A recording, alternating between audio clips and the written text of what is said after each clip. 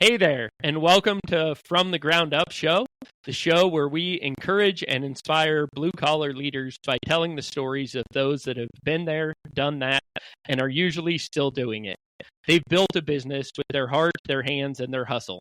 And today we are super honored to have Dominick Fraser of Frasier Roofing joining us. So, Dominick, welcome. How's it going? Dominick owns and runs Frasier Roofing, which is a top 100 roofing company, a title they've held since 2009. He has been in business since 2005, so you guys hit the 20-year mark. Congratulations. Dominick is a husband, a father, and a follower of Jesus. So thank you for joining us, Dominick. I'm super excited to dive in. Thank you, Eric. I'm happy to be here. Awesome. Well, to start out, we like to hear, where did you come from? What was childhood and growing up like for you? That's how I start some of my interviews, by the way. When I'm interviewing, it's like, who are you and where did you come from? And so Dominick Fraser.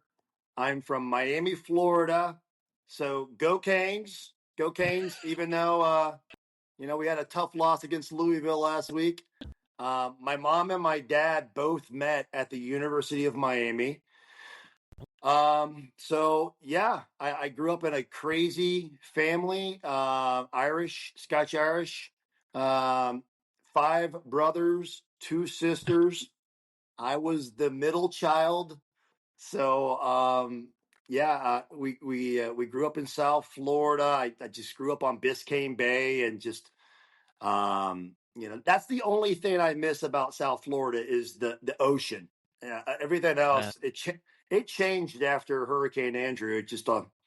But that's a whole other story. But the middle child. I've been a jack of all trades throughout my 20s and 30s, and I ran into roofing. I'm sure we'll get into the story in my mid 30s. So. Okay. It's been a heck of a ride, and God is good and He is faithful, and man, just happy to help you in any way I can. Well, you said your parents met while they were in college. Mm-hmm. Do you have any formal college education, or what did education look like for you? Yeah, I feel kind of guilty for doing 5 years of just having too much fun and not enough study. So I went to Samford University, and it's funny because when people go, "You went to Stanford?" I'm like, yeah, sure. I went to, but no, went to Samford in Birmingham, Alabama. I was a football player. I was a pretty decent football player in high school, and then I wanted to go play college ball, but I realized they were a lot bigger, they were a lot faster, and they were a lot stronger. So I was like, forget this. They hit too hard.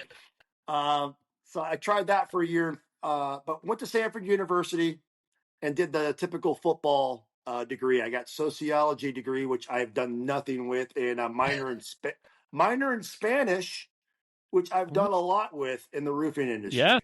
Mm-hmm. Yeah, that probably comes in handy, especially down in the southern United States. So, claro que sí, por supuesto. Necesito hablar español, especialmente when you're from Miami. So if you don't speak Spanish in Miami, you're going to get lost. So okay. All right. And you said you were kind of a jack of all trades. You worked a lot of different jobs until your mid 30s. Can you tell us a little bit about your work history? Absolutely. I would have never hired me. By the way, if you saw my resume, you would never hire me. I thought I was going to get into the family business. So I'll start there. The family business, I come from a line of really crazy, amazing entrepreneurs. So my dad started a company called Royal Caribbean. So Royal Caribbean Cruise Lines, that was his. Oh, wow. So it was his name. So let me be very clear. The name was his. So him and Uncle Frank, young 20s, they had this company called Royal Caribbean. And this guy by the name of Ed Steffen, this Norwegian, says, hey guys, I really like that name. Can I use it? I'm starting up this cruise line. And my dad, being an entrepreneur and risk taker that he was, goes, yeah, I'll give you the name of Royal Caribbean, but I would like to be your caterer. I would like to cater all the food, all the beverage, all the personnel, all the entertainment. And Ed Steffen looks at my dad and goes, well, Lou, that was my dad's name, Lewis. Lou, what do you know about catering? He's like, nothing, but I know how to run a good team in an organization. Give me a shot.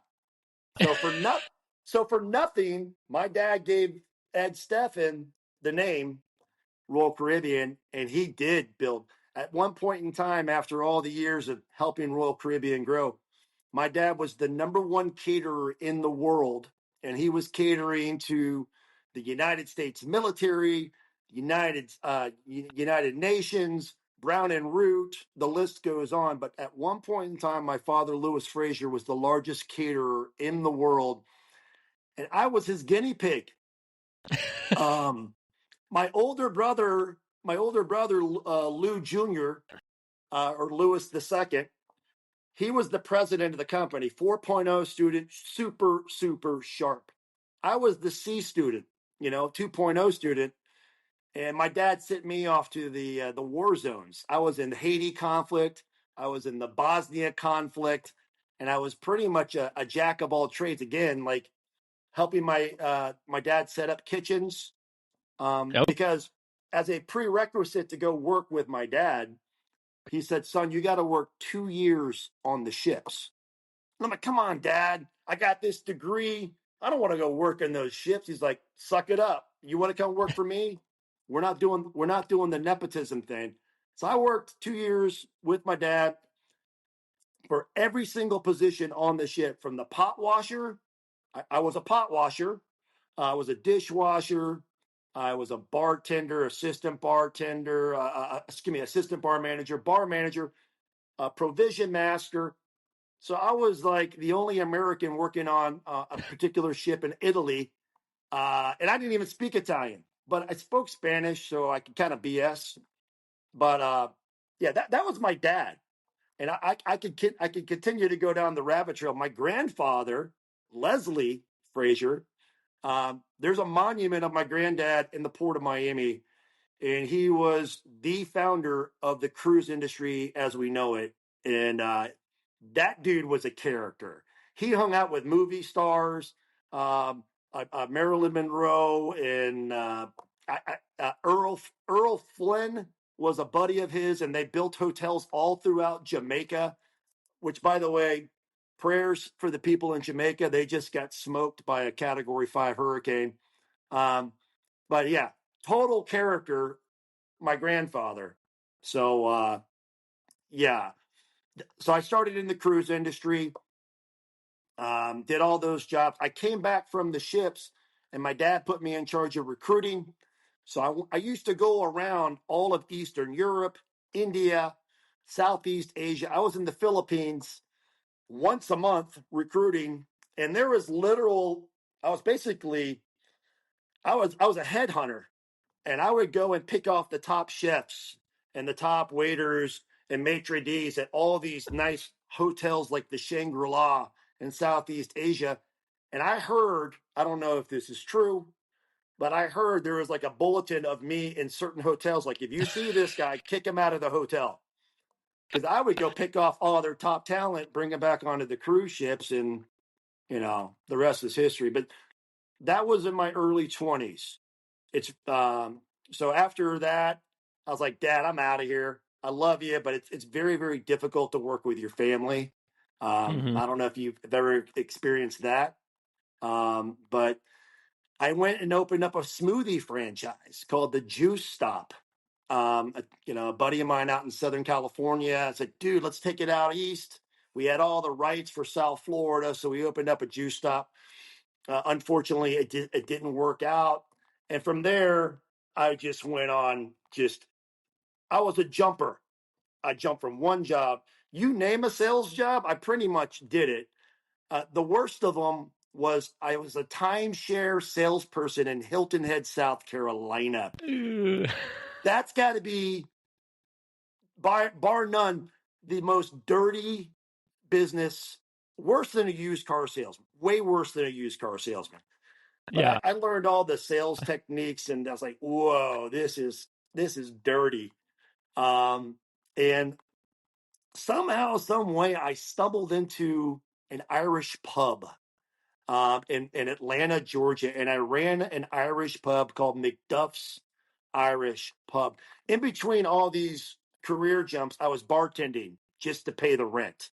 So Okay. I think I learned a lot of my people skills from bartending. I was pretty much a shrink, you know. And here's a hot tip for all your entrepreneurs out there or future wannabe bartenders.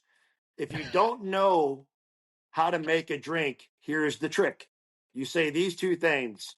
Would you like the East Coast version or would you like the West Coast version?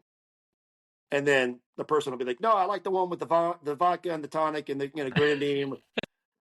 So any of you can be a bartender now by asking, would you like the East Coast version or would you like the West Coast version? Or you can say, hey, I can make that, several different ways. How would you like it? And then the Yeah. girl will be like, oh, you can make a Cosmo by doing this, this, this. And so there's your bartending tip of the podcast. But I had an Irish pub and it was about to kill me. Right around this time, I was a very, very depressed individual. I had lost my little brother with a freak accident, virus. He had me visit. He's like, Dominick, come visit me at Florida State University. And his name was Michael Robert Starbuck Fraser. But he didn't like the name Starbuck. My mom's a hippie. Another story. But he didn't like the name Starbuck, so we all called him Buck.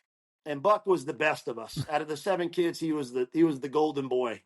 But unfortunately, one night at Florida State University, and I was with him at the time because we were inseparable. He's like, Dom, I'm not feeling well. And I was like, let's go to the student center. Took him to the student center, and the medical staff said he had bronchitis.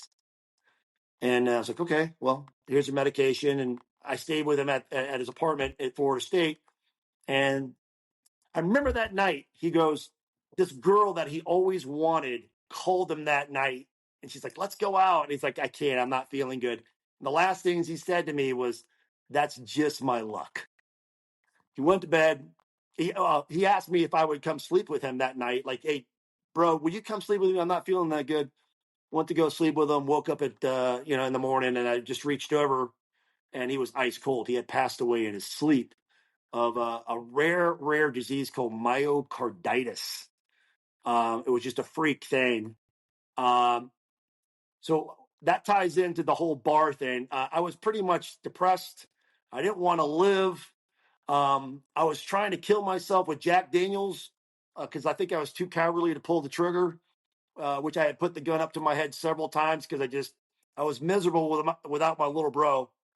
And I remember I was praying to God. I was like, can you please get me out of this mess? I was closing down the bar at, I don't know, sometimes 4 in the morning.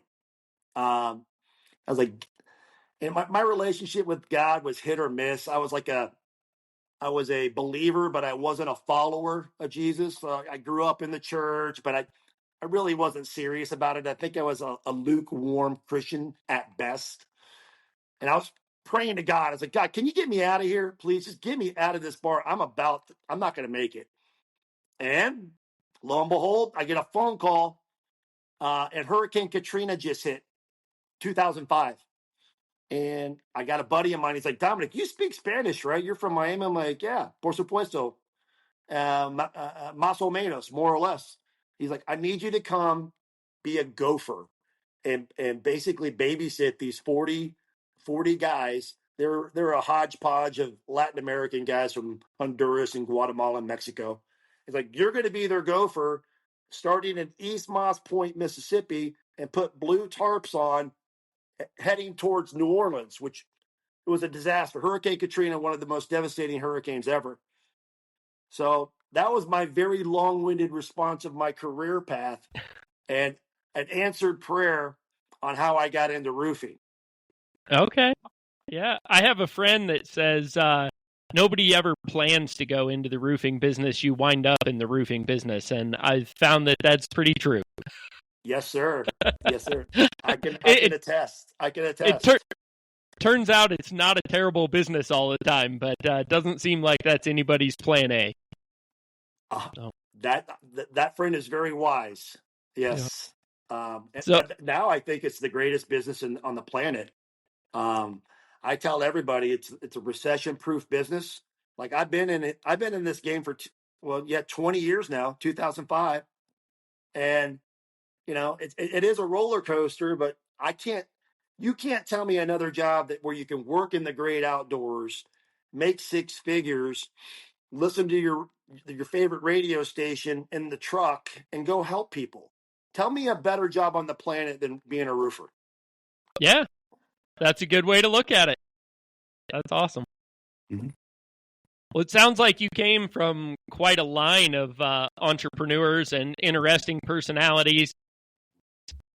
How did that shape your willingness to take risks and do something a little bit different? Did that play a significant role? Yeah, it's like that question, and somebody has posed this to me before. It's nature over nurture. Like, Hmm. do you have it or do you don't have it? I think you either have it or you don't. You can't teach work ethic. You can't. It's my dad called it the eye of the tiger. And I think I had the privilege of learning from my dad. I worked with him, and he's like, Dominick, I can tell if I'm going to hire somebody within 5 minutes, right when the guy walks in his room. By the way he shakes your hand, by the way he looks you in the eyeballs, you can tell if someone's got the eye of the tiger. So yeah, my dad was a crazy risk taker, and he gave me a lot of advice. Like I think the main takeaway was never surrender, never ever surrender. He was a big Winston Churchill fan, World War II buff. He loved Winston Churchill. And I remember he would impersonate Churchill and say this to me as a child. So I think it's like embedded in me is when the Germans were bombing London, Churchill got up and did a speech, and it was something like, never surrender, never surrender, never, never, never. And that was like the speech. And guess what? The English never surrendered, ended up winning with the help of the Americans and the Russians. But yeah, I think it helped having entrepreneurial a dad like that who took a lot of risks. He took a lot of risks, and I think it's in my nature. I think. Yeah, interesting. I think the never give up, never surrender is a theme we've been finding with a lot of entrepreneurs and people that have really found success, especially in the blue collar spaces, even military. We've been hearing that again and again and again. Is you just keep going, got to keep going. So Yes, sir. Yes, sir. It's hard to beat a man that doesn't quit. yeah, that's one of my favorite quotes. Is the man that cannot be defeated, or the man that will not be defeated cannot be defeated. That's it, man. Like you got to be a dogged. You just got to be. I like the word. If you want to give me a word, my word is stick to itiveness. And it's an actual word. I didn't think it was a word. I'm like, stick to itiveness is a word, but yeah, it's like dogged perseverance. So Yeah, give me that guy. Give me the guy that doesn't quit over the Harvard grad or the guy with the degree all day long. Give me the guy who's the dog. Give me that guy all day, or the girl. absolutely. I can relate quite a bit. You were talking about working for your dad, and yeah, I started working in my dad's company at a fairly young age, and he didn't make me go work for somebody else, but he said, you're going to start at the bottom and you're going to work twice as hard for half the pay because that's what you have to do to earn the respect of everybody else. So I started out sweeping and making dump runs and was a laborer and had to work my way up. So I can relate to that a lot. Yes, sir. Yeah, they took shots at me because the boss's son, Oh, you're the boss's son. So I remember they mocked me when I worked on the Windsong. The Windsong was a giant sail ship, and we went through from Miami through the Panama Canal up to California to Tahiti. And they were making fun of me. They made me a name tag. And I'm going to age myself a little bit, but this is when Miami Vice was a big deal. I don't know if you Yeah. remember the show Miami Vice, Yeah. 1980s. So my title wasn't Dominick Fraser. It was Miami Vice Dishwasher. That was my my name tag. Awesome. So I know you've made the top 100 list for roofing contractors a few years in a row. Can you tell us what that is or what that means? Yes, sir. So Contractor Magazine has a top 100. And the funny thing was, when I first got in the game, I met a roofer out of Miami, and his name was Isaac with Isaac's Roofing. And when we walked into his office, right when you walked in, there was a display, and it was like top 100 roofer. And I was like, whoa, like these guys are serious. And it was always in the back of my mind. I mean, even when we were a little mom and pop operation, not even we were losing money. I was like, wouldn't that be cool to have that plaque, that cool laminated, whatever it was, plaque where it says top 100 roofer. So that was way in the beginning. And lo and behold, I think it's really because of God's blessings. We've honored him with our business, and we've made this a kingdom business, which we can get into that. But lo and behold, slow and steady over the years of grinding, we've become a top 100 roofing company. And basically what they do is they do an audit on your books. You can't throw out fake numbers. So they do like a deep dive into your business to authenticate, like, are these legitimate numbers? Are you fluffing your numbers? And I think the first time we made it was like 3 years ago when we hit 36 million in 1 year. And I think we were top like 80, like 89 we were in the country. But here's the cool thing, that all the top roofers are commercial guys like you. The commercial guys are the top 10, the top 25, because as you know, commercial, I consider commercial the big leagues. Like, you can't screw up those jobs. That those can be career enders if you screw up one of those big Walmarts or whatever. But we're strictly residential. We dabbled with commercial, and we lost our butts. Lost a couple $1,000,000 actually. We literally lost $2 million in 5 years trying to chase the shiny thing that we weren't good at. And we're like, okay, let's stop touching the stove and burning our hands. We are strictly residential. So we're residential and we're gutters. So anything flat, we'll just sub it out or send it off to one of our sister companies, which we have a huge network of really amazing sister companies that we refer the commercial out to, and they throw us a bird dog fee or whatever. But yeah, the top 100 list is like the bragging rights, you know? And Yeah. it's funny because when you get in with some of these other networks in the roofing industry, they're like, "Oh, you're number 87 this year, huh?" Like, I'm number 67. So yeah, come and catch me if you can. I'm like, I'm gonna come get you.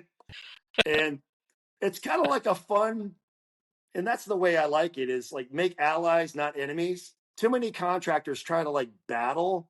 I'm like, you guys are doing it all wrong. Like, you got to come together and, collaborate and help each other out. So I got like, I call them sister companies all over the country that we call each other thought partners. I'll give you one example. This guy, Sean Sedaris out of Montana, him and Brandon Wagner Roofing, they're on the top. They're ahead of us on the top 100. And we talk daily, like daily. We share Bible verses from the Bible app. But I keep on telling Sean, I'm going to catch you one of these days, buddy. So you better get to work. All right. That's awesome. That's great. So you mentioned a couple times when you first started, you were losing money, and trying to go into commercial, you lost some money. Mm-hmm. I can really relate to the specialization there. We've kind of done just the opposite. we found that when we do commercial, we do well, we make money. That's what my guys are trained for and what they're efficient at. And if we start to branch into other products or doing steep slope, that's when we lose it. So we've done just the opposite. We send all of our residential or steep slope to somebody else. But through those periods of losing money, or is there something else? What has been the most difficult part of your journey in building your business? That's a good question. The most difficult part of the journey is, you know what it is? It's losing people that you love. This is a cutthroat business, and even though I'm not a big fan of Alabama, the Roll Tide, I'm a big fan of Coach Saban. And he has an expression that says, mediocre people hate high achievers and high achievers hate mediocre people. And it's my job to put the right players on the bus and get the wrong players off the bus. So pretty much the hardest thing for me, because I got a heart. I love my guys. I love my guys and my girls. So when we have to cut somebody and kick them off the bus because they're not sticking to the process, the standard, by far, that's the hardest part of this job. Is I'll look at the Christmas pictures. We have that's like the highlight of our year is our big Christmas party. This year it's going to be 80s theme. So I will be busting out the Miami Vice white suit so that's what hurts me personally is when I see the Christmas picture. It's like a yearbook picture and the faces that aren't there on the team anymore. That's the most difficult thing, but this business is not for the faint of heart. So I warn people when they come in, like 96% of roofing companies fail within the first 5 years. 9 out of 10. There's a reason for that. This is not for the faint of heart. You got to be a little bit nuts to get into the roofing game. So that's an easy answer.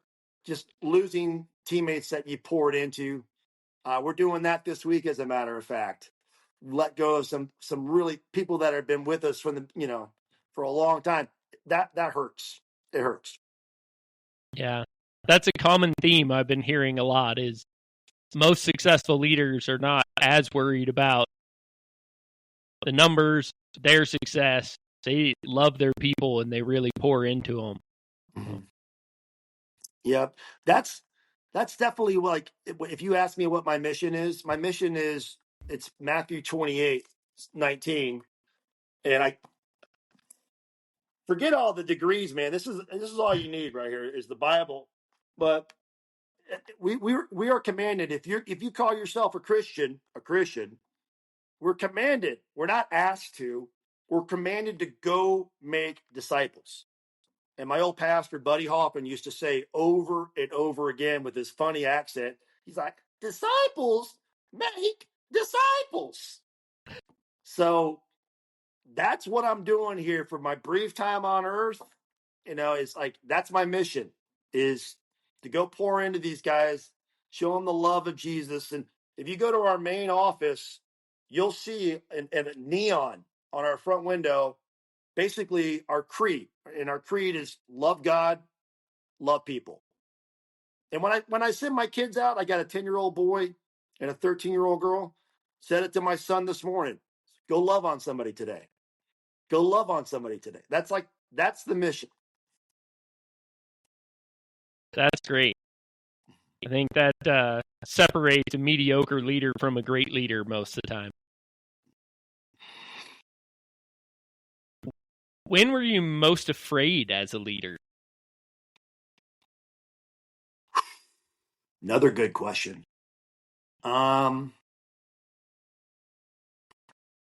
was I most afraid? COVID was not fun. COVID wasn't fun. That was a troubling time. But it turns out, even in those fears, like what's going to happen next, we had one of the best years we've ever had because people were home, So that fear turned out to be, okay, ignore that. But I'm trying to think my biggest fear. Oh, I'll tell you when. This is a good one. When my wife and I 7 years ago, when we're trying to figure out our numbers at the end of the year, we had no idea if we made any money or not. So it just so happens, best hire of my life. I'm going to give her a shout out. Best hire of my life, besides my wife, who joined me from corporate America. She was 17 years corporate America with a Fortune 500 company. So couldn't have done this. I have to give my wife a high five. High five, Sarah. I love you. Couldn't have done this without her. But the scariest moment was when Sarah and I were trying to figure everything out and put our systems in place. We hired a girl by the name of Connie Blannett. We call her our franchise quarterback. She's a feisty redhead. She came from a very successful roofing company called Perimeter, which a lot of people know. Great outfit over there. But when she came over, because her and my wife became friends, I asked her, I was like, are we making money or are we not making money? We were probably 3 million-ish residential. And she's like, please hold. She went back, QuickBooks, pop, pop, pop, pop, pop, pop. She's like, you lost $67,000 last year. That was scary. That was scary because we thought we were doing everything right, but we were actually losing money. And she's like, well, this is what you got to do. And she came from a company that already had a proven playbook. So again, props to them. And she's like, this is what you need to do. You need to bring in this CRM. You need to do this with your crews. Like, super wise girl. And we're surrounded. If you look into our office, it's all alpha females. And there's a strategy behind that. I gave my wife 51% of the company because we were doing military projects early on. So we did Fort Stewart down in South Georgia, and we got these jobs because we were female owned. But more important than that, women have something that men don't have. They've got the female intuition. So we got some alpha females in our office, and when we bring in our recruits, I can kind of look at the girls and go, thumbs up, thumbs down. They'll be like, thumbs up. But if one of them goes like this, I'm not hiring that guy. And it's turned out like, I don't know, they're good BS detectors. But That's got to be the scariest moment is 7 years ago when, after we thought we had a successful year, we were told we lost $67,000. That can be a bit terrifying. I think every entrepreneur that doesn't have an accounting background has been there, where you're working your butt off, working. The top line looks good, and you find out, oops. Mm-hmm. It's the bottom line that matters, not the top line. That's it. Man, what you just said was gold. It's gold, what you just said. Because there's so many guys walking around with their chests out, and they're all, and you'll see them at these conferences. I did 100 million last year. I did 70, whatever. I did 50, 300 million, whatever the number is. I'm like, okay, what'd you keep? Yeah. So the more I've been in this game, I don't care about that top number. I want to see what'd you keep, and that's something that I've recently said to my leadership team is I don't want to be forget the top 100 list, forget that noise. Some of the best advice I ever got. So this is for your entrepreneurs and your roofers. This is for you guys. Forget that big number. A wise man once told me, and I'm going to give him a shout out, Nathan Thibodeau. Nathan Thibodeau with Contractor Coach Pro. That's our coach. So anyhow, we definitely needed coaching. Nathan said to me one time that the best operation, $5 million roofing company, was 6 killers out there in the field closing the jobs, not lead babies, but killers. And you got a girl in the back office netting 15. And it's like, so that's $750,000. You can't live on $750,000. I'm like, sure I can. It's like, yeah. So don't get, that's to your young entrepreneurs out there. Don't worry about that top number so much. Get that profit margin where it needs to be and let the chips, fall where they may. Yeah, I think that was some of the best advice I got from my dad when I took over our business was the guys with big egos chase the top number, but I don't need to be doing work for free. Doing more work only counts if you get to keep more at the end of the day. So efficiency, quality, reputation, you never sacrifice efficiency for scale. Always focus on efficiency first and then scale. Your dad's a very wise man. So that should be like the theme of this podcast: efficiency. Run a tight ship, man. Batten down the hatches, especially right now. Erick, I'm gonna give you some alarming statistics that I got yesterday, and this is for your insurance guys. Okay. Not so much for your retail guys, but this is for your insurance guys out there. Insurance claims, wind claims are down 57% this year. 57% down. And hail claims are down 60% this year. And at the same time that claims are down, the insurance carriers are being way more tough, and they're moving the goalposts. And it's like what they're doing is they're separating, and I've heard from good authority that they're separating the weak ones from the herd.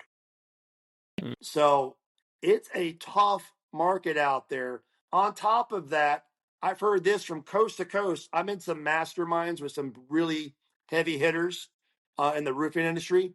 Coast to coast, sales are down 30%. And I heard this from a local rep. They're down 20 million squares. So you add all these factors in with AI, with everybody being scared right now, with you put all that together, and you better be squared away. You better be built for battle, because it's not going to get any easier. Interesting. I had not heard that. It seems like you guys are still growing, even in this tough battlefield. I think we're going to hit 25 this year, which it's so fun. It's so funny because we set the goal for I think the last Christmas, every Christmas party, we set a goal and we put it up on the big screen so everybody can see it. Let's aim for that. Last year it was 30 million. So we're going to be about 5 million short of our goal. So we're down actually 17%. We're down. But if the industry's down 30% and we're down 17%, I'll take it. I'll take it.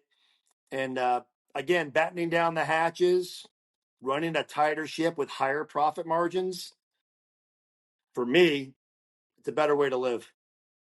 Yeah, you don't need more stress, more work for less money. Amen, brother. I wish guys would. I'm hoping one guy on your listening audience will hear that, because that will save you a lot of gray hair. See this gray hair right here? It'll save you from that.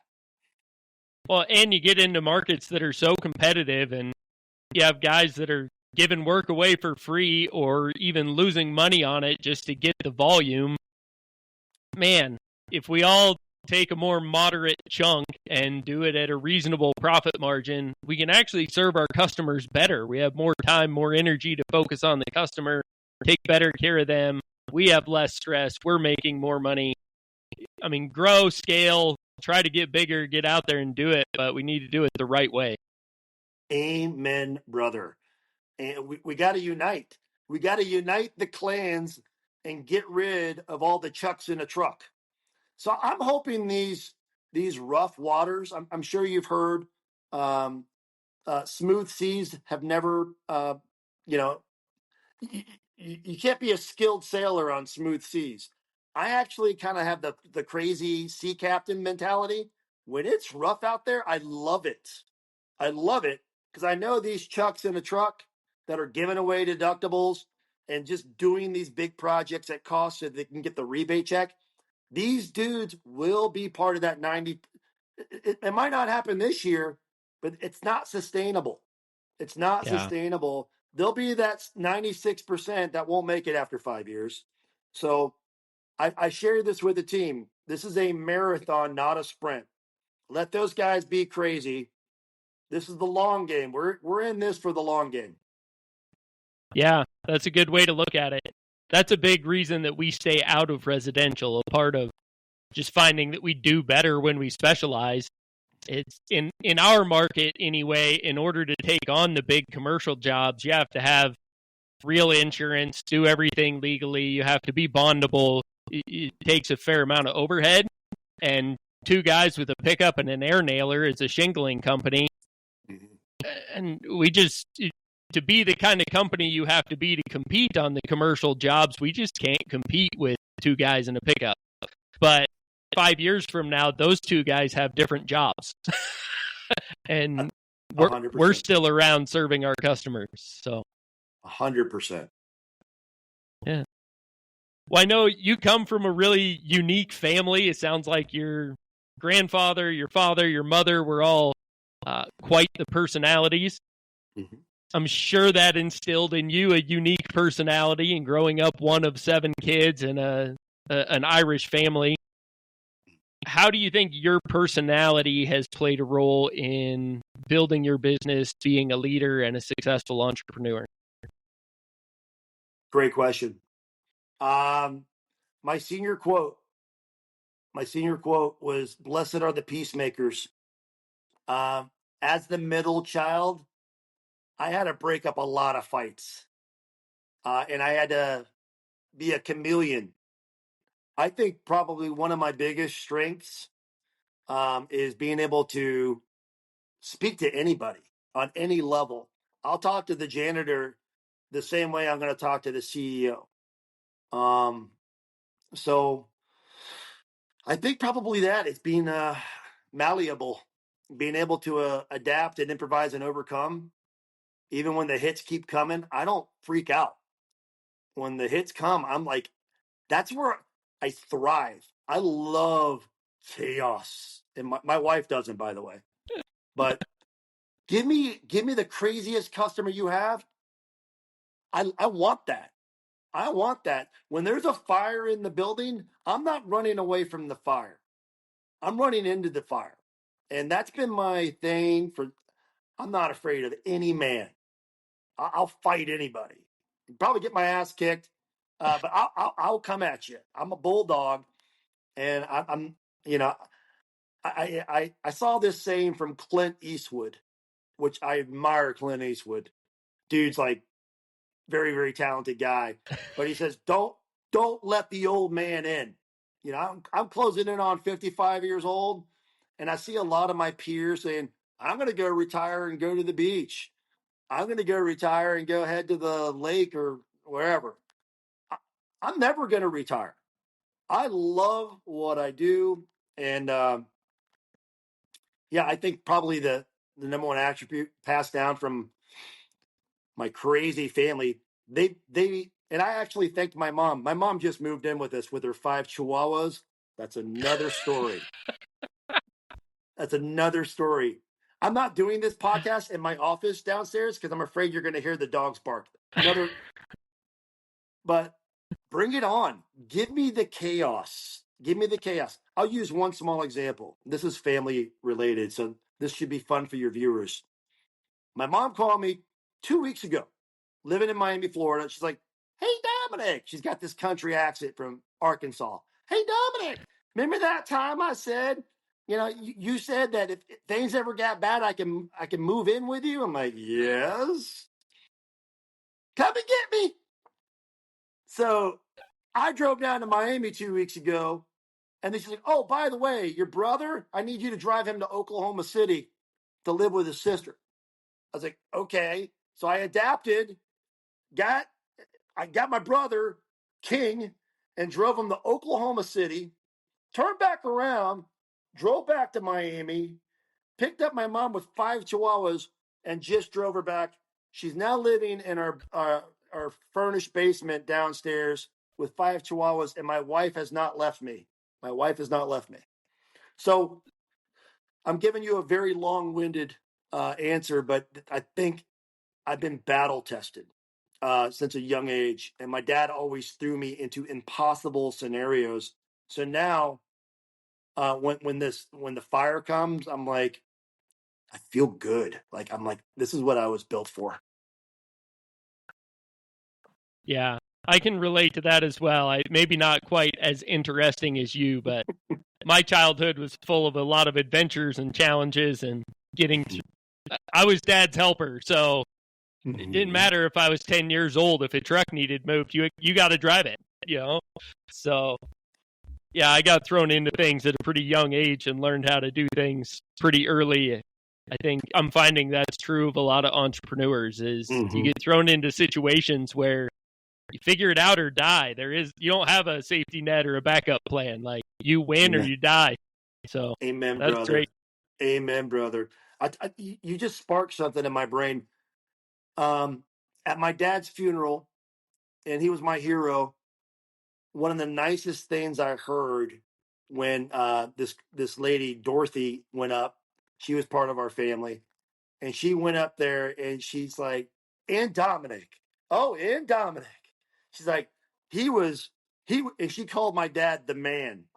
She's like, he was the man's right hand man. Like, and Dorothy was a character. She's also a pastor, but that was probably one of the highest compliments I received in my life. That I was my dad's right hand man. I was like, I don't think she knows. Hopefully, she'll watch this. But thank you, Dorothy. You spoke so much life into me when you said that. That's awesome. I love hearing about close family relationships like that. We hear so many stories of broken families and difficult situations. It's nice to get to talk to somebody that has that connection with their dad. You've talked a lot about your wife and her role in the business. This was a question I was going to get to a little later, but you keep bringing it up. What does that dynamic look like? What is it like working in the office with your wife? Again, not for the faint of heart. It's a challenge, but she and I know that is why we have a very successful roofing company. Is I'm all gas, she's all brakes. I say it's dark outside, she says it's like we are the opposites in all the right ways. But no, the truth be, she knows this, and everybody knows this who's around the organization. If it wasn't for Sarah, we would have been out of business a long time ago. Her mind, she went to Georgia Tech, which is an engineer. Really, you got to be smart to get in there. And she's also proven through corporate America, 17 years of flying all over the country for all these Fortune 500 companies. And she was the top of her field working with a bunch of dudes. So she's tough. Like you can't frazzle my wife. She's just tough as nails. And she holds me in line. So I didn't need a pushover wife. My wife holds me accountable. So when she came on, it's like when she came on, and then when Connie converged with her, our profits just went boom. It's just like whoa. And we went. I'll give you the numbers. We went from 3 to 5, 5 to 7, 7 to 15, 15 to 25, 25 to 36, and now we're like, yeah, okay, let's. And then we did like a 26, and this year we're going to be in 25. I think 25 is our sweet spot, but unless we organically grow, we meet all sorts of folks, and I shake hands and kiss babies. I met one guy on a duck hunt. Next thing you know, we opened up an office, and it's one of our top offices. So we don't plan to really to expand unless God puts the right people in our place in front of us. But Sarah, if it wasn't for her, yeah, we would be toast. So I thank God every day for my wife. In fact, we're doing this class, and this might be for all you guys that work with your wives or want to have a better relationship with your wives. We're actually doing a course right now at our church called Re-Engage. Re-Engage. Highly, highly recommend you do this 15-week course with your wives. It's been helping us tremendously. We went last night at our local church, Fellowship Greenville, and it's been uncomfortable. I will warn you, it's been very uncomfortable because we tell each other, we had to get up in front of this group and share our marriage testimony. I didn't know what she was going to say. She didn't know what I was going to say.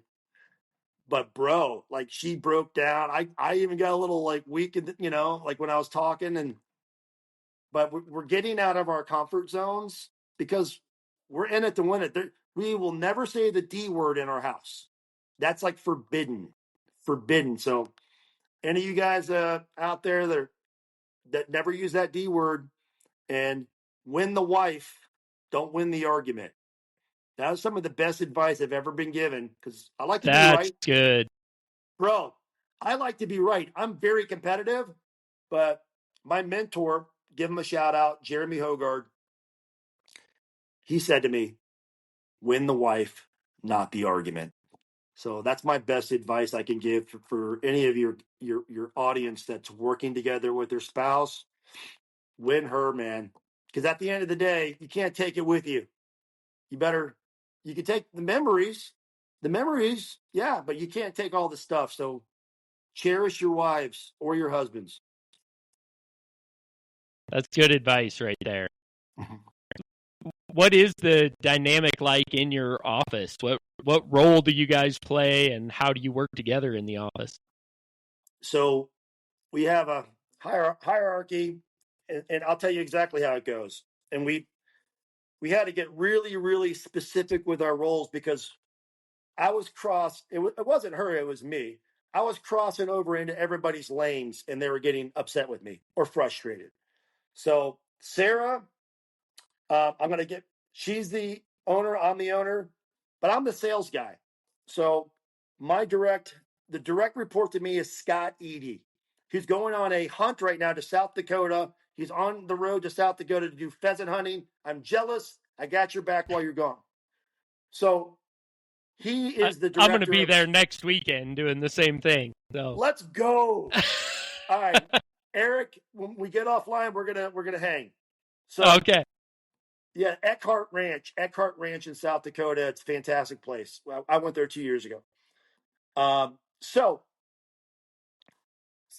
director of sales is Scott Eady. He's a former closer. He was one of our number one closers. So I want guys that know how to close and have been there and done that. Similar to my cruise industry experience, you can't teach what you don't know. So he's my direct report, and he's got 6 territory managers that go down the branch, at all of our 6 locations. So I'm sales with Scott Eady and the territory managers, then all of our sales managers. On the other side of the tree is my wife, Sarah. And underneath her is Connie, our director of operations. And underneath Connie is our billing department, which our billing department is second to none. My cousin Peggy, 24-year State Farm adjuster, and Jeff Knutson. They're both out of Florida. Jeff Knutson, 19 years independent adjuster. So our billing department are adjusters speaking to adjusters. We don't bring in PAs because we've learned that when you bring in the PAs, it's a battle and it's a prolonged battle. Our experience is we have adjusters on our team talking to adjusters, and we don't do this. We do, have you considered line option this? Have you considered this? And we're winning claim after claim after claim and getting tremendous supplements to the tune of over $2 million this year alone, and additional supplements because of the billing department. Fantastic. Connie is also in charge of the financials, and underneath her is Megan Hogard. She's been with us from the beginning. Megan, she's the OG, the original gangster. She's been with me by my side when we were like a 2-man operation, and I was sales, production, operations, and she's still stuck with us all these years. She's a trooper, and she's a godly woman. She holds her own Bible study within our organization with some of the ladies. Just coincidentally enough, her husband is my mentor and hunting buddy. And he's been teaching me how to be a redneck all these years and go skin a buck. Because I'm a Miami boy. So he's taught me how to skin a buck and run a trot line. A country boy can survive. That's Jeremy. And we have a great time together. We just go out in the woods and blow things up and have a good time. So yeah, basically those are the two trees. And we had to get super intentional again, because we used to be like a run and gun offense, and I would frustrate a lot of people. Now I know my role. Sarah knows her role. And we had it all laid out for us by our coach. Again, Nathan Thibodeau and Jim Johnson at Contractor Coach. Bro, another shout out to you guys. If it wasn't for those coaching, I don't think we would have been half as successful. Wow. Mm-hmm. I think especially in the residential realm, I'm hearing that a lot from a lot of people. The having someone as an adjuster on your team makes a big difference. Because being able to speak that language is huge. I know on the commercial side, we don't do a lot with insurance, but when I do have to deal with insurance, it's really difficult because the way I bid stuff is just not the way they price things, and it's hard to make the two line up. I know what I had to do the job right, but I don't know what it is in their system or how it all works. So yes, interesting. Sir. Was there something that significantly delayed your growth early on? And if so, how would you do it differently? Yeah. What delayed our growth is we didn't want to invest in positions. Like I tried to do everything. Sarah tried to do everything, and we were burning each other out. So when you have to step up to the plate and hire people that are expensive, that was very tough initially. But then we learned, hey man, if we want to elevate, we got to delegate. I forget who said that. So we had to let go of our baby. This is our baby, and we had to entrust it in other people's hands and pay them the money and trust them. Even if they're going to screw up, that's the hardest thing to do, is to hand over your baby and watch somebody just drop the baby. That's tough, man. But if you do want to scale, which again, maybe a good, maybe a bad thing, but if you do want to scale, you got to learn to multiply. Forget addition, multiplication, not addition. And similar to the disciples make disciples. So that's got to be the most difficult thing, is when and where to hire that next salary. Not to get too fat, though. You don't want to get too many layers. But that's got to be the most difficult thing, as far as my perspective, is investing in future leadership and to let go of your baby and let somebody else raise it. That's tough, man. That's really, really tough. I hear that from a lot of people. I think that's a really difficult transition, and that's kind of where we're at in our business right now. I talked to Randy Hurtado a couple weeks ago, and he said, wear as many hats as you can until you can afford not to. And I think that was a big part of my business, maintaining the efficiency that we did when we were smaller. Was if I could do it, I didn't have somebody else do it. Like I did as much as I could, so I wasn't paying somebody. But then you hit a point where you can't grow. You're doing all the work. You can't do anything. So I think finding the right point to make that transition is huge. Because like you said, if you don't have sales and you're running a huge office staff, that doesn't work either. So No, sir. You got to find the right time to make that transition, and being too early or too late can be a hindrance. Yes, sir. It's a delicate balance, man. It's a delicate balance. And you just said a name that I highly respect. Randy Hurtado.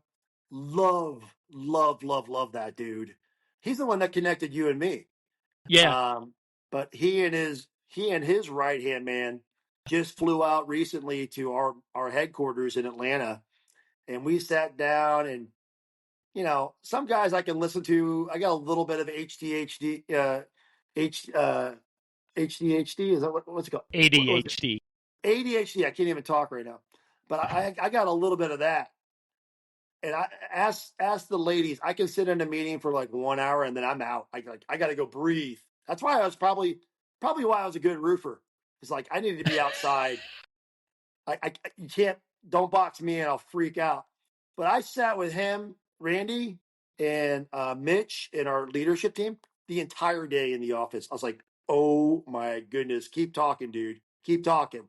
Like and I think it was vice versa. The feelings were mutual. Like we gave them some really good hot tips.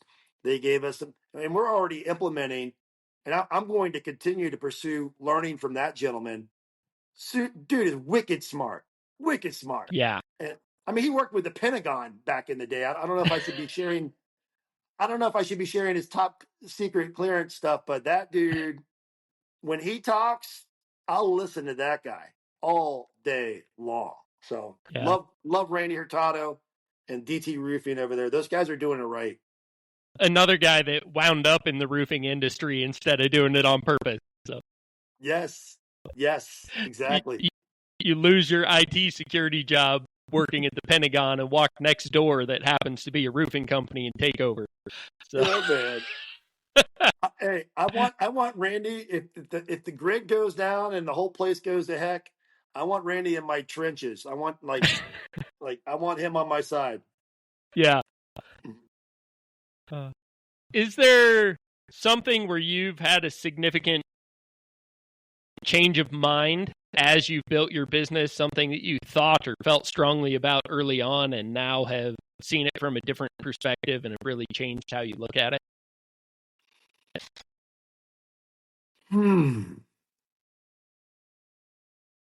That's a deep thought one right there. Ask that question again for me. Has there been something where you really changed your mind as your business has grown that has helped you see it from a different perspective and has shifted how you look at or think about it? Yeah. When I first got in the roofing industry at the beginning, I thought everybody was out to get you, and I was paranoid, and I thought everybody was like cutthroat, which they kind of were. But the more and more I get out there and I shake hands and I meet the Randy Hurtados of the world, or the John Cenaks of the world, or the Reggie Brocks, the Mike Goldensteins. There's a lot of good guys out there. There's a lot of good guys, and I'm like, no, like people. I used to think it was like we got to go kick their ass. Like let's go put on the helmets. I mean, I'm a football player. You know, they might know our playbook. We know their playbook. Let's line up and see who's better. And like, let's go battle. It's not that way anymore.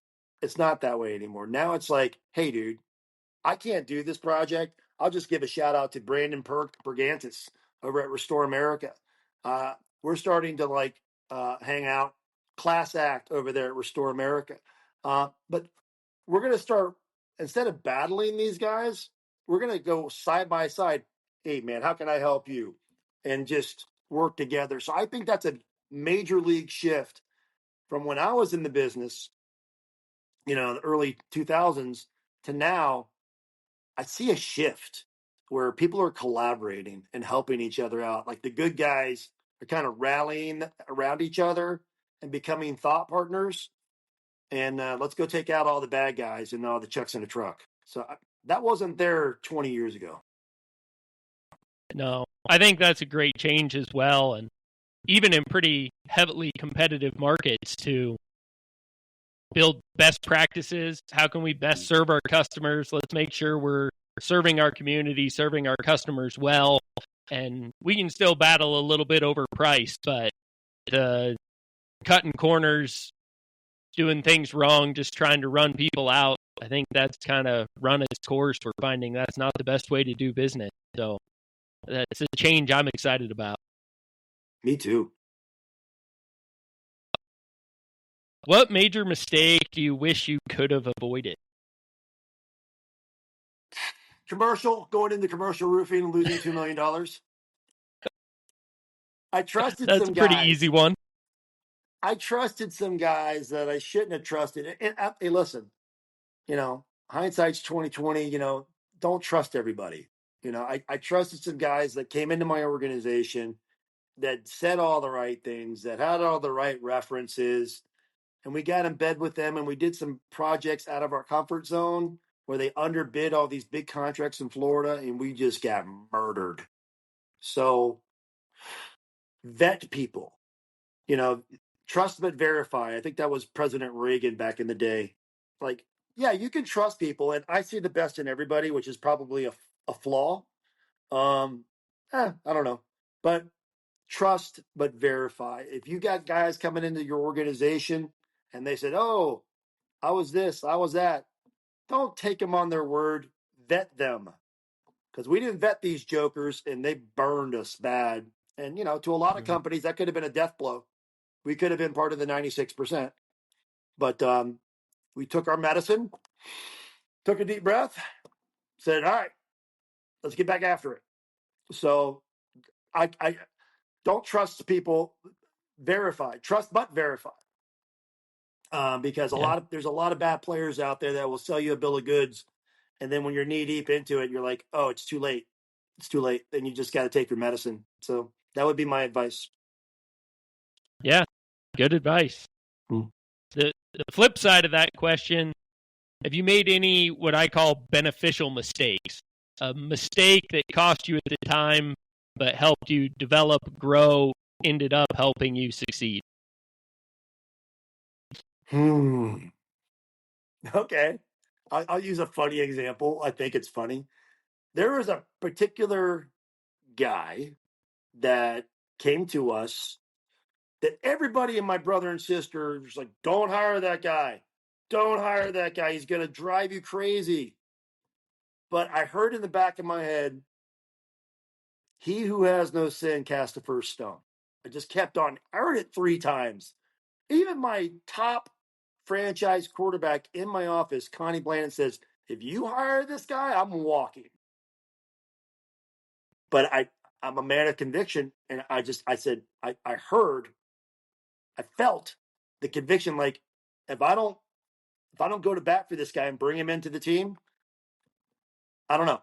I felt the conviction. So I was willing to take a loss.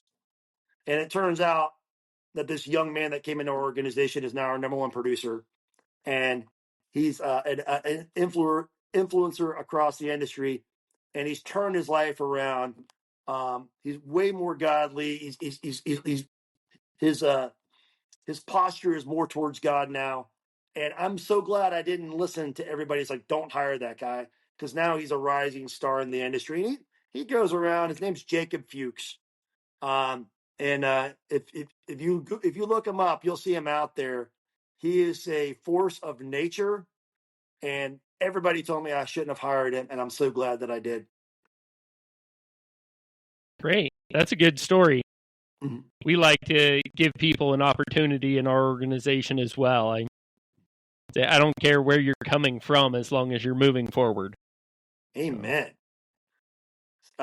Say that again. I don't care where you're coming from as long as you're moving forward. That's a key part of our mission statement, is that we develop great people. And the idea is less that we have great people, but more that they're in development. So no matter where you came from, no matter what your role is, I expect you to be growing and moving forward, and we're going to all grow together and get better together. So. Amen. I don't care where you came from, but what was the last part? I think that you're moving forward. But that you're moving forward. Love it. Keep moving forward. That reminds me of Rocky Balboa.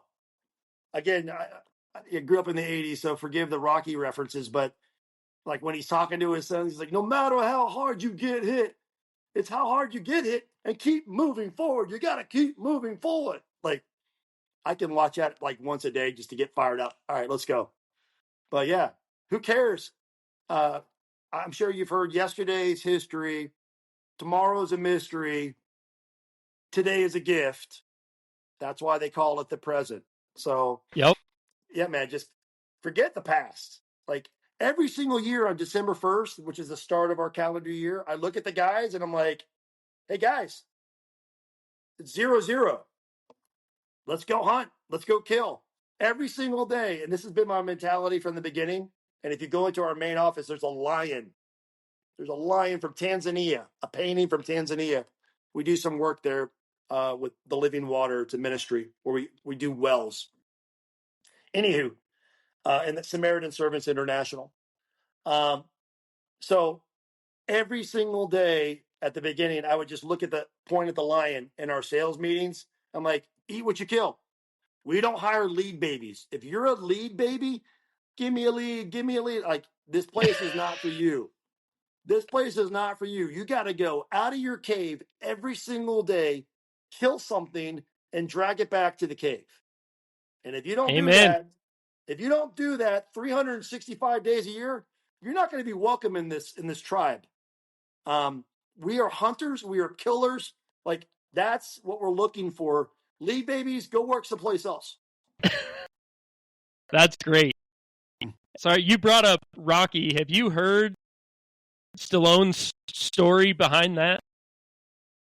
No, I heard he had a very abusive home. He came from abuse, right?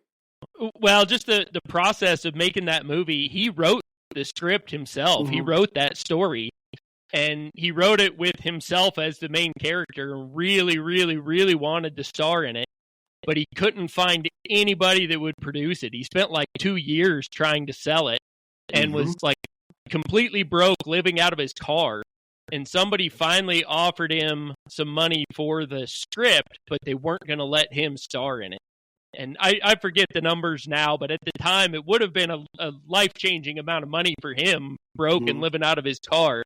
And he turned it down because he had written the story to star in it and kept pushing. And then when it finally came out and hit, because he had kept ownership, you know, the return he got off of that was, it made the amount he had originally been offered look like nothing. It's a pretty cool story. You just segued into a beautiful thing. Don't be a sellout. You know, in this age of private equities, and I don't care if I hurt feelings here. Stick to your core values. Don't be a sellout. I mean, Rocky Sylvester Stallone, which, by the way, went to the University of Miami. Again, go Canes. He could have like taken that money and run. And what would his life been? Where would his life would have gone from there? But he stuck to his core and he didn't sell out. So all you listeners, don't be sellouts. Look at the statistics on people who win the lottery. They're broke within a year. So that's what I say to all my buddies that are selling out to private equities. Great, you're going to get 10, 20, 30 million. Then what? Yeah. Well, I think it's chase the dream. If what you're doing is the dream, stick with it and keep going and push through and fight and persevere. But if what you're doing isn't your dream, go find a dream. Find Amen. something to chase. So, amen. Awesome. What has been your biggest win as a leader? I got to go back to disciples making disciples. Seeing guys come in broken and seeing them walk out just new. Like, what happened to the other guy? Like, new creations. Disciples making disciples. I'll give a shout out to Chris Massengill. We have an annual getaway for just the dudes. We call it Guy Getaway. We did it at my lake house. Had 50 plus guys there. And Chris Massengill comes up to me. It's like, dude, will you baptize me? It's like, I'm tired of living in the world. I want to change. I'm like, tomorrow morning, meet me at the dock, 6:30. Came down there. Pretty cold, by the way. Came down there, and a group of men came down and witnessed that. Brother, give me that. Give me that. I saw that guy die. He died, and he came out a new man. And I could tell story after story after story of men and women that have walked into our doors that are now completely different people, and they're chasing Jesus instead of the world. Give me that all day over the money. Wow. That's incredible. That's got when you have a team that comes together like that and shares an experience like that, you guys have to have a killer culture where everybody's on the same page, working together. That's impressive. Yes, sir. Yes, sir. I think if forget the top 100, forget all that stuff. I really think pound for pound, our culture, I've looked around and I've observed, and there's some other ones out there, but our culture is second to none. Like, our guys will fight for each other. Our guys are amazing. And I heard this once, that culture eats strategy for breakfast. Yep. Culture eats strategy for breakfast. You can have the most amazing strategies. You can hire the most amazing killers. But if you Is don't that have a, Simon Sinek said that, I think? yeah. Yeah. So well done. So if anybody picks up one golden nugget from this podcast, write that down. Culture eats strategy for breakfast. Because you could take your lumps, you could take your hits, but when you got guys on your right and girls on your left, and they're fighting with you, it's like, all right, let's take our medicine, let's keep on moving. Good stuff. I think I know the answer to this. I can hear it just in your passion, your excitement about your job. But if you could go back to 2004, would you choose to do it all over again? 1,000% yes. 1,000% yes. It was 2005, and yeah, man. I'll say this till the day I die: is you find me a better job where you can work in the great outdoors, helping people, and you can make the more money than doctors and lawyers. Please tell me what that is in a recession-proof business. And that, all my top guys, we call it the Green Jacket Club. We give like the Masters, all our guys in the $1 Million Club. We call it the Green Jacket Club. We send them this year we're sending them to the Virgin Islands. All those guys have servant hearts. They want to help people. Like, they don't sell with their wallet, they sell with their hearts. And that's the common denominator with all the top guys. They're not transactional, they're relational. So, yeah, man, I can't, some guys say, oh, I wish I would be like a professional athlete or that. I'm like, forget that noise, man. That's nah. I would do it all over again, Eric, in a heartbeat. This has been the best 2 decades of my life, and hopefully we can keep this thing rolling, God willing. Amen. That sounds great. You brought it up there. I had heard, I think I read somewhere, you guys have a really unique incentive structure with some kind of unique incentives. Can you tell me a little bit about that? Oh gosh, it started with the bobbleheads. See, so talking about culture, and after this call, I'm going to get on a call with a guy who wants to talk about kingdom businesses, running a kingdom business. But it starts with the small things. People love recognition. They love recognition. So you would not believe, we started this tradition of the bobblehead shark, and it's a shark with a little bobblehead. My sales guys, whoever's got the number one numbers at the end of the month, they get the sales shark bobblehead. These dudes will fight each other over these little cheap bobbleheads. You'll go into some of our top closers' houses, and they have mantles with like dozens of these, like, on the top of their mantle. And it's like a $25, $50 investment.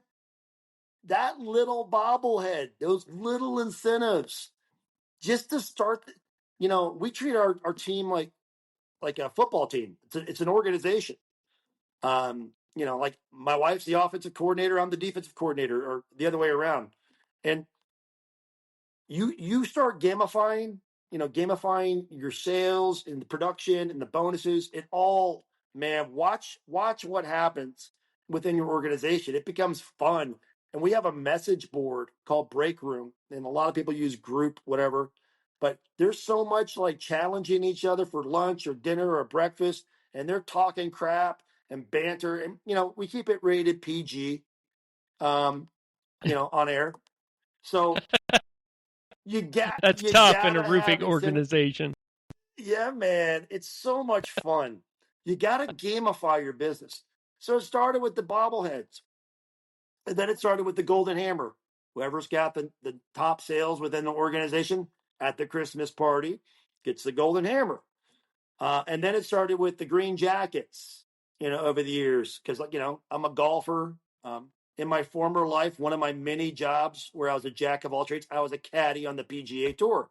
That's another story. Wow. Shout out to Erick Compton, another Erick.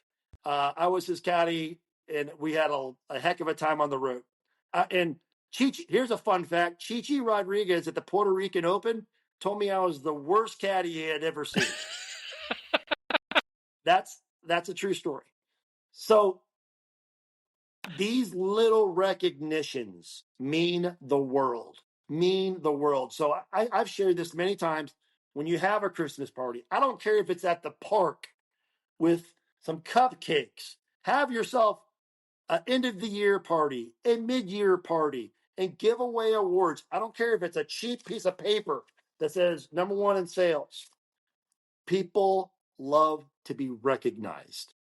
So that would be my advice to fellow roofing owners. Man, we have quarterly events. I'll go ahead and share that with you. We have a guys and girls getaway to start off the year. The guys come to the lake, the girls go to the spa. Okay. Mid-year party, we call it CamperCon. Everybody shows up with their campers in the middle of the year. We cook out amazing food. We bring in keynote speakers like Reggie Brock and John Cenac and Jim John. We bring in these all-star casts and we have fun. We play golf. We play for trophies. The other guys who don't play golf, they go to the water park. It's just fellowship. It's fellowship. The fall right now, all the hunters are in the woods. You'll see a lot of my guys wearing their camo, and they have camo Frasier Roofing hats. So the dudes are in the woods or out fishing. My top producers, they just went down to Louisiana and they caught a bunch of bull reds. And if any of them were over 40 inches, we're putting them on the wall in the office to build that. That's a recruiting tool. That's a recruiting tool, man. Like, if you're a hunter or a fisherman, you want to come work for us because nobody hunts and fish more than us. Anyway, and then at the end of the year, we have our Christmas party, and the girls go way overboard on this. I'm like, what are y'all doing? But the last couple of years have been more mellow, thank goodness, because I'm like, they send me the bill, and I'm like, what are we doing here? No wonder. But yeah, last year was a cowboy theme, cowboy and cowgirl. It was awesome. And this year we're going to be doing 80s. So I'm glad we're not doing any more formal Christmas parties. But at that party, and I think a lot of guys we give our bonus checks to everybody. So that's an incentive for people to stick around till the Christmas party, right? But additionally, we have the Rookie of the Year award. I already have in mind who's going to win that. Total stud. Sorry, I couldn't go to the game with you tomorrow. And we have all these, like the Hero Award. The Hero Award is something that we base our entire culture on. It's called the Hero Sales Culture. If your audience has not checked out that, check it out. You can find it on Spotify. It's by Nathan Thibodeau. That's our whole mantra and our whole creed is the hero sales culture. Everybody's got to fill in the gap. And we give away these awards, and everybody's all jacked up for the Christmas party to get these awards. And this year, we have a new thing where we're really, really health conscious this year. Very, very health conscious. So whoever has the most steps award, every single month, we throw up a bingo ball into this big bingo thing. And for 3 categories, the most steps, which is Chris Parker right now, and Trina Gardner, they're battling because we had one of our dudes had a heart attack last year. So we're like, hey, we're going to get healthy this year. Stop eating all this fast food. Get your steps on. Number 2 is door knocks. Whoever's got the most door knocks, which we track that on Spotio. It's an app. Whoever's got the most door knocks gets a ping pong ball. And lastly, reviews. Whoever's got the most reviews gets a ping pong ball. And at the Christmas party, this is going to be a new thing. We're giving away 3 cruises, all expense cruises, and not the cheap one, like the nice Royal Caribbean 5-day Caribbean deal. We're giving away basically 6 cruises. I hear they have great catering. Great catering. There you go. But yeah, it happens. Nice plug right there for Yeah, Royal Caribbean. So at the Christmas party, we're going to do the bingo thing, just a new edition, which we're always adding something new. And we're going to give away 3 cruises for, you and your plus one based on those 3 categories. So as you can see, every single month, every single quarter, we're gamifying. It's a one big fun competition. You got to have that, man. You got to have the fun. You got to gamify it, because if you don't, it's just like, it's just a job. And I don't know about you, but I don't want to go have a job. Yeah, that's really interesting. We probably need to get better about that. I think we've done that from time to time, but the last year or two, I've probably dropped the ball, and we don't celebrate things as much as we should. So. Do it, man. Oh, and one more thing, and this is the funniest thing. We have our weekly meeting every Monday at 9:00, team Zoom, 70 plus people on there. And when it's somebody's birthday, we sing happy birthday and we embarrass them. But sometimes it's like 3 different people's birthdays and the whole team sings, and it's a cacophony. It's just, I can't think of the word. It is like horrible, but awesome at the same time. Okay. Yeah, that'd be really interesting, especially over a Zoom meeting. It's hilarious. It's like, and we start the meeting off on a positive focus. That's something that we've learned. Here's another golden nugget: is even if the house is burning, you start every single meeting, no matter how big or small, with a positive focus. So, that seems to, like, all right, it sets our bearings. Calm down, everybody. Yeah, the house, like today, we took a big loss on that house that we installed incorrectly because we didn't redeck it properly. But we still had a positive focus amongst leadership, and we rolled into that meeting. The homeowner was cool, and we're taking our medicine. And it's like, it's not the end of the world. So that's a good nugget: is before you start any meeting or every meeting, just like the important meetings, start it with a positive focus, and more times than not, there's a good tone throughout the meeting. Okay. I like the sandwich method. You start positive, deal with what needs addressed, and then finish with a positive outlook. Just like you're building a sandwich. I like it. I can tell you're well-read and have developed yourself as a leader. You're quoting Simon Sinek and Churchill. Are there any particular resources that have stood out as being most influential to you? Well, I mentioned it earlier. It's the best-selling book of all time. I wish more folks, and I wish I would have known this, because I didn't become a follower of Jesus until late in life. When I was 40 years old when I got baptized. But I wish more people would look at this book and realize it's the number one bestseller for a reason. It's changed the world, and it's a love story. So many folks look at this because whatever the reason, as a rule book. Yeah, this is the greatest love story of all time. And if you get into this book and just ask God, hey, speak to me, and open it up and just read it, man, that's the best advice I can give anybody. And even if you're not a believer, let's just say some of your followers aren't believers. I got non-believers on my team. If you just read the book of Proverbs, that'll give you a PhD in business. Holy smokes. Just that alone, Proverbs. And here's a helpful way to read Proverbs. Today's the 30th. Today's October 30th. Go to Proverbs 30. Open up to Proverbs 30, because there's 31 Proverbs. And whatever date it is, if it's the 12th and the 15th, just open it up to that proverb and grab one verse and let it marinate on your brain. That's kind of a cool way to read the Bible as well. But besides the Bible, I love World War. I love war and autobiographies. I just read The River of Doubt, which is a book of. Oh, man. Yeah. Bro, you want to talk about a man? Like Teddy Roosevelt was a stud. Stud. Like, oh my God. And he did the River of Doubt at my age, at 55 years old, and nearly died. That dude is a man's man. And when he was faced with adversity, for example, he lost his wife and his mom on the same day. You know what he did?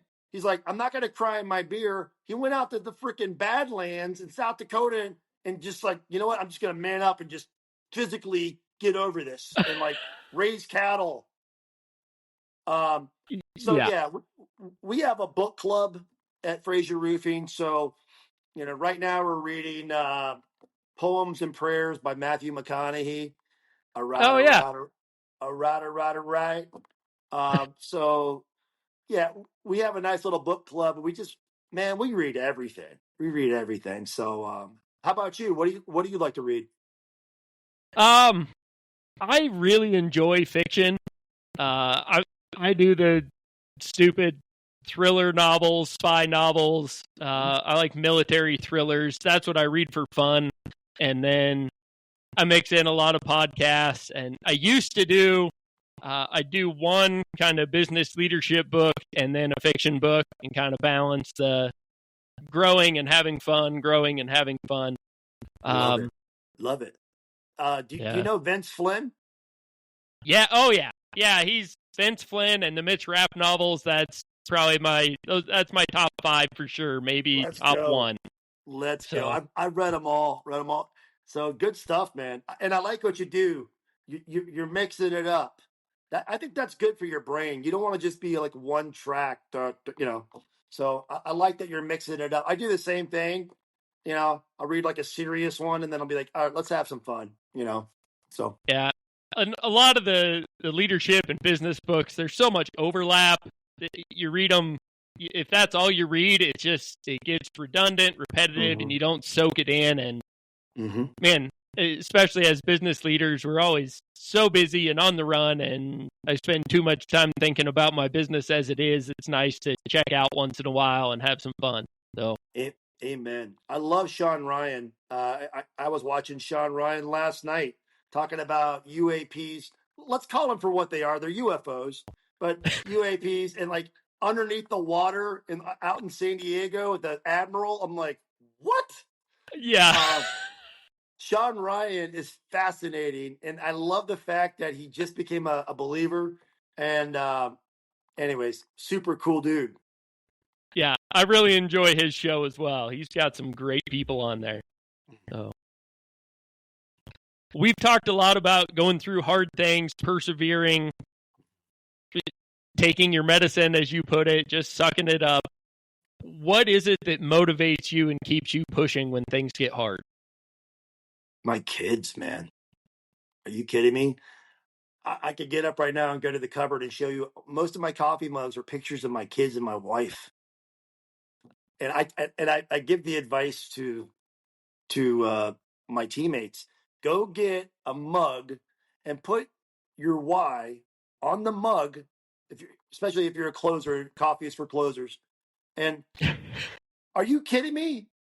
Like, so many people say, "Oh, I would die for my kids." Oh, I would die for my kids. How about you live for your kids?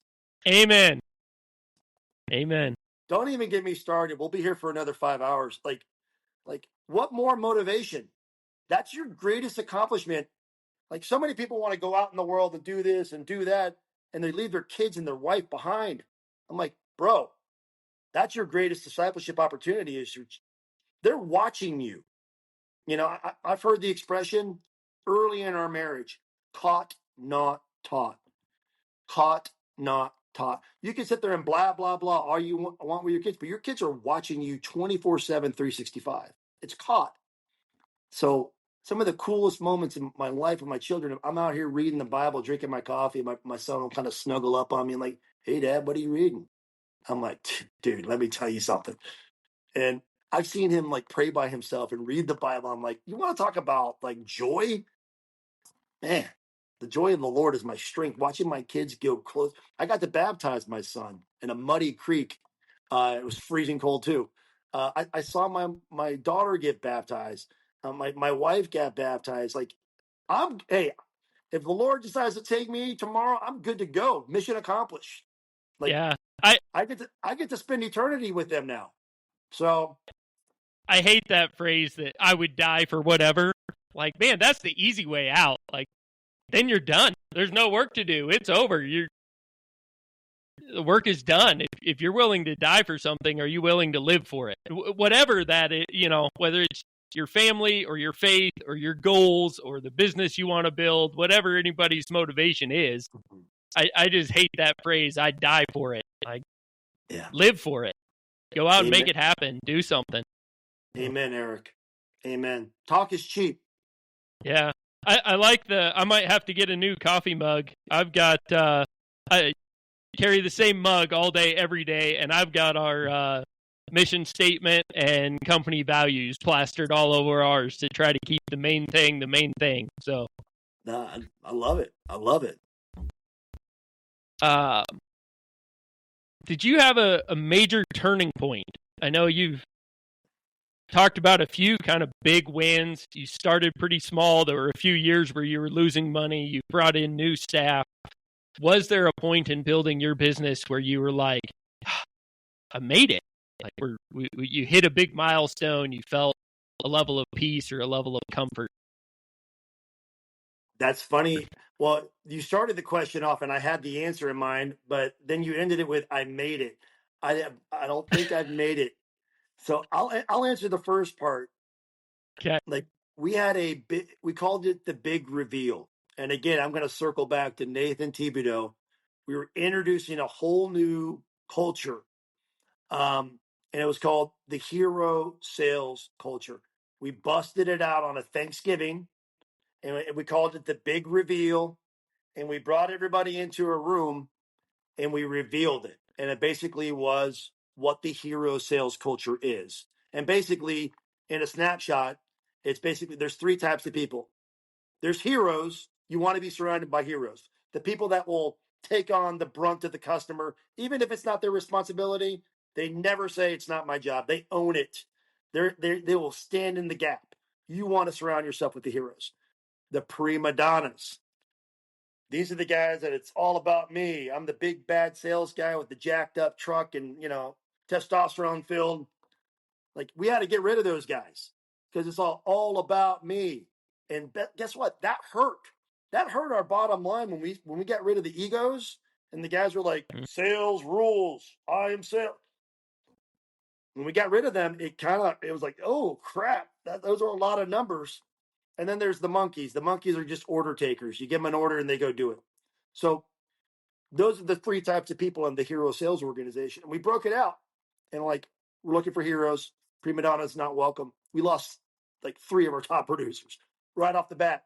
But Coach Thibodeau said, dude, weather the storm. When you weather the storm and you set the tone, it's going to come back. That year we doubled our sales. But long story short, on that, when we made the shift, our sales doubled because everyone was like, "Oh crap, they got rid of the top producers. What about me? I better step up." These guys actually mean what they say. So yeah, I would highly encourage that. But the second part of your question was, have I ever thought like I made it? Heck no. I think that's probably the most dangerous spot. I've made it. If you say you've made it, you're toast. Like every single day. This can all be taken away tomorrow. So I'm of the simple mindset that you got to get out of your cave. You got to go kill something. You got to drag it back into the cave every single day. If you ever hear me say I made it, just please come kick me in the balls because that's a dangerous place to be. That's fair enough. Yeah.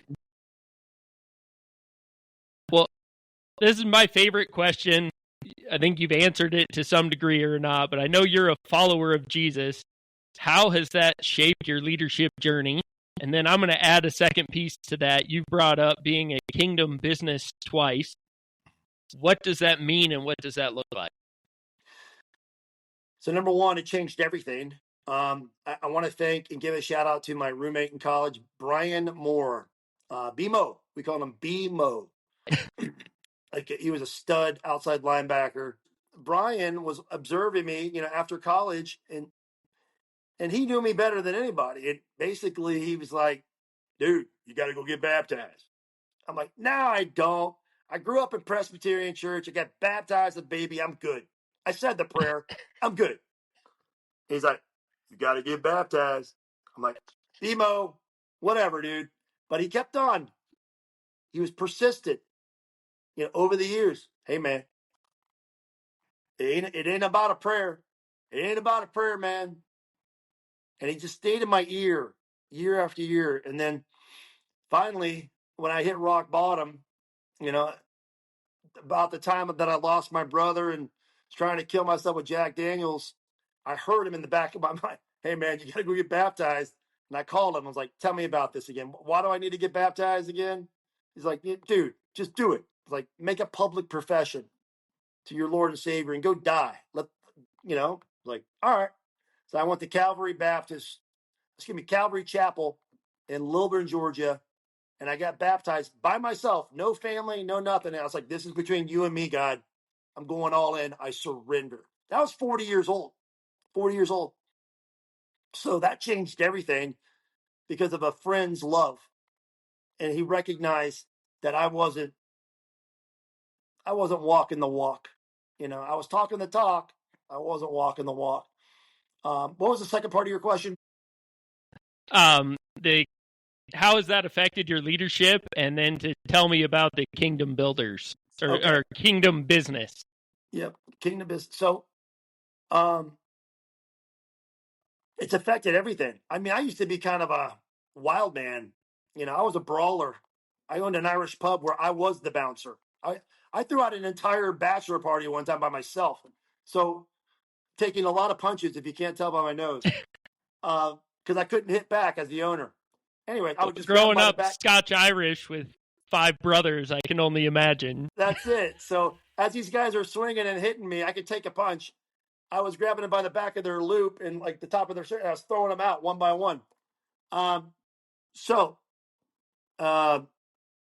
it's changed everything because I used to be a completely different person, like a completely different person. I was an alcoholic, multiple DUIs.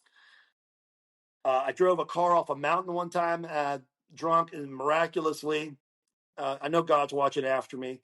I don't know how many lives I've gone through, but one tree caught the car. Like one tree off a cliff caught the car somehow. So I'm so thankful to be here. After I surrendered to Jesus Christ, my whole life has gotten way more peaceful. It hasn't gotten easier. A lot of people think, "Oh, it's going to be all easy." No. Once you surrender, there's a big bullseye on your back. Nah, you're a target now. You're a threat. So when you're going through many trials and tribulations, you can almost consider it like a compliment. Like, okay, at least I'm a threat. So it's changed everything. I'm not the same man that I used to be, and I don't have the same friends. A lot of my friends were like, Dominick's not fun anymore. See ya. A lot of my friends left me, which is a blessing. My wife said when she first met me, it's like, all those friends suck anyways. I'm like, you're right. So, but Kingdom Business. Kingdom Business is basically, it doesn't belong to you. And there's a quote by the guy who owns Hobby Lobby, Green. Yeah. He's a very wise man. But we have it up in our bullpen in our sales. We have a bullpen where all the sales guys get together and train. And to paraphrase, it says, "If you think you own what you have huge problems." And that, to me, in a nutshell, is a kingdom business. Like when the money comes calling, which the phone continues to go off the hook with all these investors and mergers and acquisitions, private equities. They're coming at us with all sorts of ridiculous offers, and I simply say, and it gives me an opportunity to share, the good news. It's like, we're not for sale. We're a kingdom business. And a lot of people go, well, what the heck is that? I was like, well, give me a call. I'd be happy to share with you who my boss is. And they're like, what? And they'll call me up, you know. I don't know these guys' backgrounds. And they're like, well, who's your boss? I'm like, well, he's a Jewish carpenter. His name's Jesus. And they go, oh, you're one of those Jesus freaks, huh? You're a Jesus freak? I'm like, hell yeah, I'm a Jesus freak.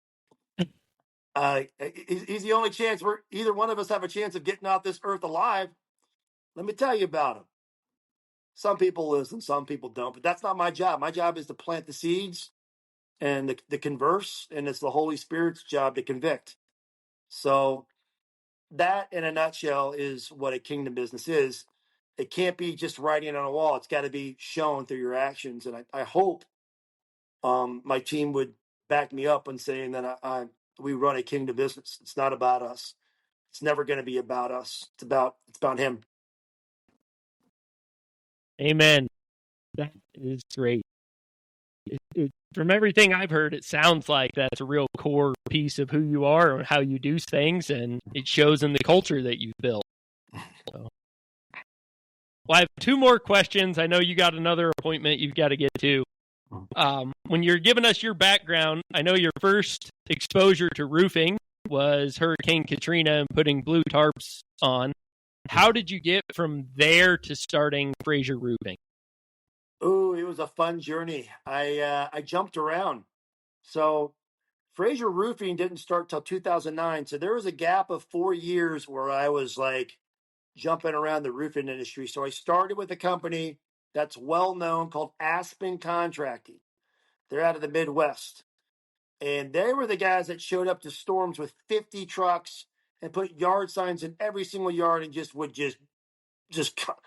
would just flood the zone.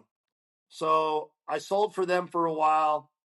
And then I met a guy within their organization that was one of their top closers, and he branched off. He's like, Dom, you want to come with me? And instead of getting paid 35%, I'll pay you 50%. I'm like, okay, I'll go with this guy. Because I really didn't know what the heck I was doing. I was just hooking and jabbing and rolling with the punches. So I went with this guy for a bit, and he taught me some things. And then he moved out of town, and I was like, all right, I'm going to do this Frasier thing. I can do this. But I was like, no. A big storm hit out in Oklahoma City, softball size hail. And I wasn't set up to go to Oklahoma City. So I went with a guy by the name of Juan Ramon. Shout out to my boy, Juan. He's still out there hooking. He's an OG, original gangster with Empire Construction.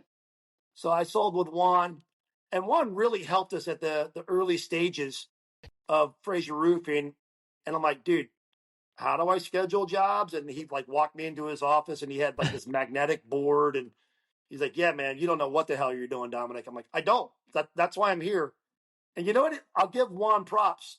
Juan said, hey, man, can I tell you something? I was like, I see you on the social media and you're always on the golf course. You're never going to be successful. I said, get off the damn golf course. I'm like, yes, sir. So I stopped playing as much golf, and I started actually knocking doors and getting out there and getting my hands dirty. So thank you, Juan, for kicking me in the rear end. And then in 2009, after those jumping around, I'm like, hey, man, I think I can do this. And so we've been in business 16 years, Frasier Roofing. So okay, yeah, it's been a fun ride. Yeah, interesting. Mm-hmm. Okay, last question to either settle or fuel the debate. I ask everybody that comes on the show, if you have to use a cordless tool, which brand are you reaching for? Gosh, this is a question for my wife. I'm ashamed to say, and she's the handyman in the house. But what does she have out there? DeWalt? Is it DeWalt? Is that what it is? Okay. Yeah, yellow. Yeah, man. Yeah, DeWalt. All right. That was one of her many jobs within Home Depot. She was in charge of this particular tool division. So yeah, my guys make fun of me because I'm like, so did you put that together? I'm like, nah, Sarah did it. You know. So that's great. And when we moved recently, we wanted to get rid of all this stuff, and she's got tools upon tools. I'm like, let's get rid of these tools. And she's like, nah, I'm not getting rid of my tools. So, yeah. So it's DeWalt. I think that's a conversation common to most marriages, but maybe your guys' is reversed. Yeah, man. Keeping it real.